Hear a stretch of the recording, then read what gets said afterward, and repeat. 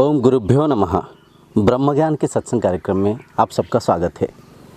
पिछले सत्संग में हम समझे थे साधन चतुष्टय की तृतीय साधना जो कि शम आदि षट संपत्ति है, उसका जो कि चौथा साधना है उपरति के बारे में बहुत गहराई से चर्चा करके उसे समझे थे। आशा करता हूँ आप उसे जीवन में आचरण करते होंगे।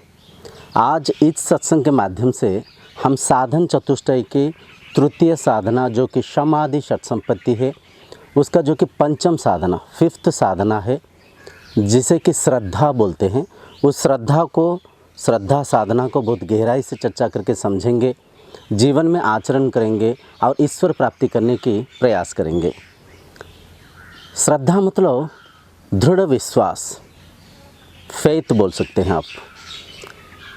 गुरु के वाणी के ऊपर संपूर्ण विश्वास रखना चाहिए, शास्त्र के ऊपर संपूर्ण श्रद्धा रखना चाहिए।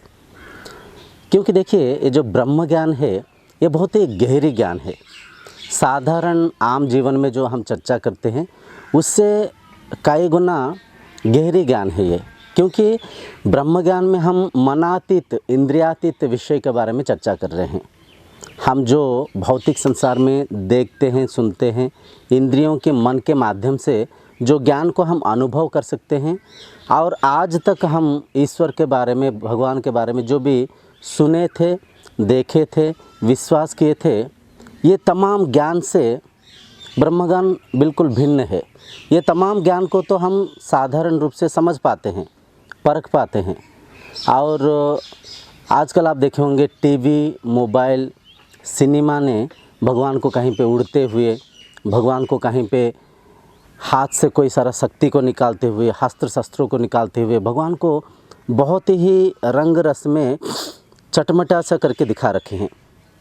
तो हम भी सोचते हैं भगवान वो है, कोई बड़ा शक्तिशाली है, कई अस्त्र शस्त्रों से आभूषित होंगे, कई पावर्स उनके अंदर होगा, देखने में बड़ा सुंदर होंगे, बड़ा बलशाली होंगे, जैसे टीवी में दिखाया जाता है वैसे ही हम भगवान के बारे में मानते हैं। परंतु ये जो ज्ञान हम चर्चा करने जा रहे हैं ये उस ज्ञान से थोड़ा सा भिन्न है। अगर आपको गुरु बोलेंगे भगवान आपके बाहर नहीं, आपके अंदर है। भगवान हर कण में विद्यमान है और भगवान आप अद्वैत है, अभिन्न है, दो नहीं है, एक है। आप ही वही भगवान जिस भगवान को आप ढूंढ रहे हैं। तो ये बातें थोड़ा सा हमारा मन ग्रहण नहीं कर सकता है, क्योंकि ये बातें थोड़ा सा अद्भुत सा लगता है, अचंभा सा लगता है। मैं भगवान कैसे हूँ? मैं तो इंसान हूँ, मेरे तो ये सीमित शरीर है, मेरा जो कैपेबिलिटी, मेरा जो शक्ति, मैं तो बहुत सीमित हूँ, मैं भगवान कैसे हूँ? ऐसे मन में ये जो विश्वास ना होने की संभावना है। तो यहाँ पे कहने के तात्पर्य, आप इस बात को जब तर्जमा करेंगे, साधना करेंगे, जब आप मन को जागृत स्वप्न सुषुप्ति अवस्था से ऊर्ध्व में तुरीय अवस्था को ले पाएंगे, तब इस बात को आप समझ पाएंगे आप ही वह भगवान है। लेकिन तब तक आपको गुरु के वाणी के ऊपर विश्वास रखना पड़ेगा, श्रद्धा रखना पड़ेगा, शास्त्र के ऊपर श्रद्धा रखना पड़ेगा, विश्वास रखना पड़ेगा। हर दिन जो भी आपको समझाया जाता है साधना के बारे में, निष्ठावान होकर करना पड़ेगा। तो श्रद्धा साधना में गुरु के ऊपर, शास्त्र के ऊपर दृढ़ विश्वास रखते हुए, संकल्प सिद्ध होकर हर एक बात को, सबसे पहले तो आपको स्वाध्याय करना पड़ता है। इसमें स्वाध्याय जो भी गुरुजी बता रहे हैं, जो शरीर के बारे में जो भी आपको ज्ञान को देंगे, जो पंचकोश है, अन्नमय कोशा, प्राणमय कोशा, मनोमय कोशा, विज्ञानमय कोशा, आनंदमय कोशा, फिर ब्रह्म है। तो जो भी पंचकोशों के बारे में आपको समझाया जाएगा उससे शांत मन से तर्जमा करिए।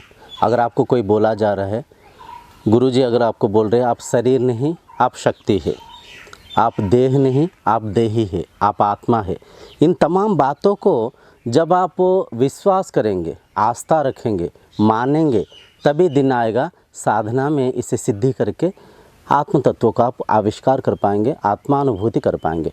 अगर आप विश्वास ही नहीं करेंगे तो मन में आपका एक दृढ़ संकल्प नहीं होगा। अगर आप विश्वास ही नहीं करेंगे तो साधना ठीक से नहीं कर पाएंगे, आपके अंदर का इस तरह त्रुटि रह जाएगा, जिसके परिणाम प्रतिफल स्वरूप ब्रह्मानुभूति नहीं हो पाएगा। तो साधना चतुष्टय एक साधक की एलिजिबिलिटी बोल सकते हैं, एक साधक की जो योग्यता बोल सकते हैं, योग्यता, इन साधन चतुष्टय को एक साधक संपन्न करने के बाद वह साधक जाके ब्रह्मानुभूति कर सकते हैं, ब्रह्म ज्ञान को सहजता से समझ सकते हैं। तो कहने के तात्पर्य, श्रद्धा रख के, विश्वास को, आस्था को गुरुजी के ऊपर, शास्त्र के ऊपर रखने की इस साधना को ही श्रद्धा बोलते हैं। अगले साधना में हम समाधान के बारे में चर्चा करके समझेंगे और इन तमाम बातों को हम आचरण करेंगे, ब्रह्मानुभूति करने की साधना करेंगे। अगले सत्संग के लिए आपसे विदा लेता हूँ। तब तक ओम सर्वे भवन्तु सुखिनः, ओम शांतिर्भवतु।